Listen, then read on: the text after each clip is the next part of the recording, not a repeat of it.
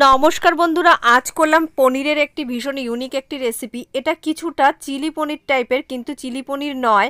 তো এটা আমি একটু আমিষভাবে করেছি, পেঁয়াজ রসুন দিয়েই করেছি। তো তোমরা দেখতে থাকো এই রেসিপিটি। আমার এই রেসিপিটি তোমাদের কেমন লাগলো সেটা কমেন্ট করতে কিন্তু ভুলো না। যদি আমার এই চ্যানেলে নতুন হয়ে থাকো, চ্যানেলটিকে ফলো করে পাশে থাকো। ইউটিউব থেকে দেখে থাকলে চ্যানেলটিকে সাবস্ক্রাইব করে দিও। পনিরগুলোকে ছোট ছোট টুকরো করে কেটে নিয়েছি, একটুখানি লবণ ছিটিয়ে সবগুলো পনিরের গায়ে খুব ভালো করে মাখিয়ে নিলাম। আর এইদিকে 2 চামচ মতো কর্নফ্লাওয়ার দিয়ে পনিরের গায়ে ভালো করে মাখিয়ে নিলাম। পনিরটা যদি একটু ভেজা ভেজা থাকে তাহলে আর জল দিতে হবে না, হলে একটু জলের ছিটে দিয়ে কর্নফ্লাওয়ারটা পনিরের গায়ে ভালো করে মাখিয়ে নিতে হবে। হাত দিয়ে আলতো করে এইভাবে মাখতে হবে, নাহলে পনির কিন্তু কাঁচা পনির ভীষণ সফট থাকে আর ভেঙে যেতে পারে। আর এইদিকে একটা কড়াই খুব ভালো করে গরম করে নিয়েছি। এবার খুব বেশি তেল দেওয়ার এটাতে দরকার নেই, খুব সামান্য তেলে এই রেসিপিটি হয়ে যাবে।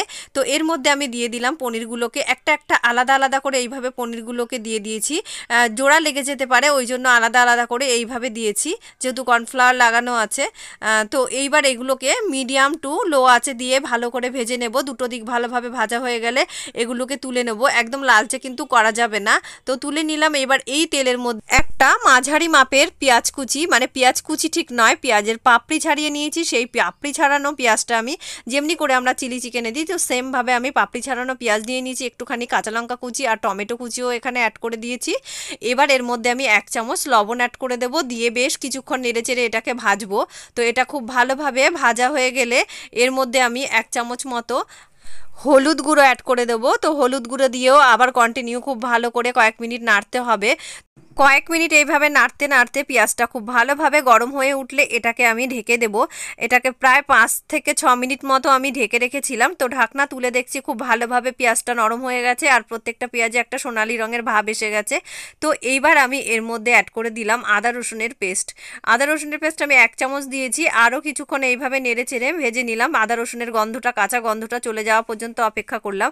তারপর এর মধ্যে একটু ব্ল্যাক পেপার দিয়ে দিলাম। ব্ল্যাক পেপার দিয়ে আরও কিছুক্ষণ এইভাবে নেড়েচেড়ে মিশিয়ে নিলাম। এবারে এর মধ্যে দিয়ে দিলাম 1 চামচ মতো লঙ্কার গুঁড়ো, এটা কিন্তু ঝাল লঙ্কার গুঁড়ো। আর দিয়ে দিলাম 1 চামচ মতো জিরে গুঁড়ো, আর দেবো 1 চামচ ধনে গুঁড়ো। তো সব কিছু দিয়ে আবার কন্টিনিউ এইভাবে কয়েক মিনিট নাড়তে থাকবো।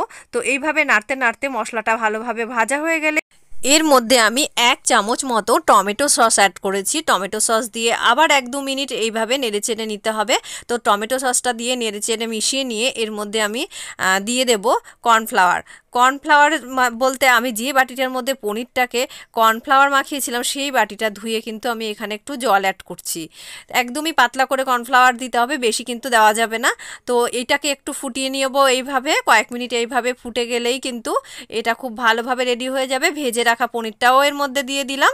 তো প্রয়োজনে আর একটু জল অ্যাড করা যেতে পারে এখানে। তো তোমরা তোমাদের স্বাদ অনুযায়ী বা কীরকম খেতে পছন্দ করো সেইভাবেই জলটা অ্যাড করবে। তো রেডি হয়ে গেল আমাদের আজকের এই পনিরের ইউনিক রেসিপিটি। বন্ধুরা, কেমন লাগলো অবশ্যই কমেন্ট করে জানিও।